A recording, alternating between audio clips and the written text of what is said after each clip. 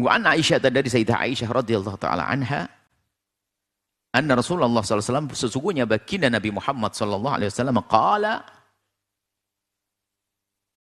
berkata, ma min imri'in, tidak ada satu orang pun yakunu lahu salatun bilailin, tidak ada seseorang yang melakukan salat di malam hari, kalau sudah punya kebiasaan salat di malam hari, dengar nih kabar gembira. Fayakhlibuhu 'alaiha, kemudian dia tertidur, terlena, terlupa karena tidur, kelewat 'alaiha, salat tersebut, naumun, karena tidurnya menjadikan dia lelap sehingga tidak bisa salat. Tapi dia punya kebiasaan salat malam. Illa kataballahu lahu, kecuali Allah akan menulis untuknya, memberi kepadanya ajra sholati, kebiasaan sholatnya, pahala sholatnya tetap mengalir. Tertidur, bukan menidur-nidurkan diri. Sudah bangun, mau bohongin malaikat. Ya, malaikat tahu sudah bangun, nggak bangun, dia malas dia.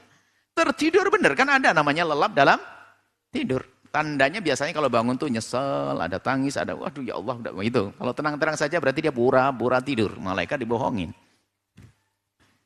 Nah, jadi kalau tertidur betul tak tanya subuh Allah, sudah dapat pahala.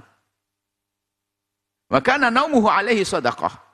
Jadi tidurnya itu sedekah karunia Allah, jadi kasih nikmat. Sudah tidur lelap dapat pahala sholat.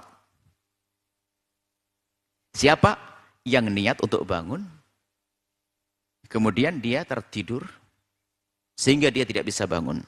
Kemudian diikutkan dengan ini adalah membaca hadis begini ini, kalau tidak dijelaskan dengan lebih luas tuh ada yang kecewa. Siapa? Wanita haid tadi itu. Nah, ini gimana ini? Nah, ini wanita haid. Maka wanita haid ini adalah ilmu baru bagi wanita haid itu. Memang Anda libur sholat, wajib sholat. Anda libur puasa, tapi bangun malam nggak boleh libur dong. Kan yang diseru oleh Allah sepertiga malam akhir itu bukan orang yang sholat saja, bukan orang suci. Yang haid pun di tengah malam dikabul doanya. Ini yang dibahas adalah orang yang suci yang bisa sholat lalu tertidur nggak bisa bangun. Tapi yang haid bangun dong. Di saat mau tidur, tidur awal waktu. Setelah itu waktu orang pada tahajud dia bangun saat itu. Membiasakan. Kebiasaan bangun malamnya jangan diputus dengan haid seminggu, haid 10 hari. Lalu bubar lagi kebiasaan baiknya. Anda bisa tetap bangun, barangkali lebih indah lagi menyiapkan kopi buat suami, anak-anak dan sebagainya. Biar semangat bangun malamnya dan seterusnya. Anda pun bisa memohon kepada Allah, mengadu kepada Allah. Maka di saat seperti itu, sama mendapatkan pahala sholat seperti yang dilakukan selama ini waktu haid, waktu suci. Nah, kalau wanita haid ini ketiduran beneran, ya tetap mendapatkan pahala karena dia punya kebiasaan baik.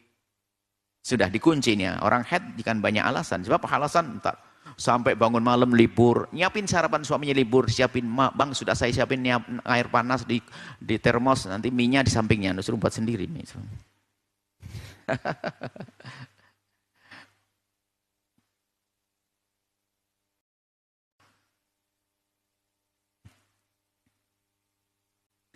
Nah, seperti itu, maka biasakanlah dengan kebiasaan baik.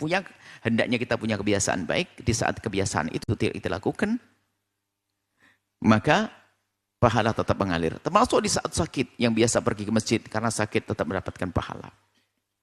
Maka punya keistiqomahan dalam kebaikan itu nikmat. Di saat Allah hentikan, bukan karena kemauan kita, tapi karena Allah menghentikan seperti sakit, lap tidur dan sebagainya, tetap mendapatkan pahala. Utuh. Allah Maha Kasih, tidak kurang sedikit pun.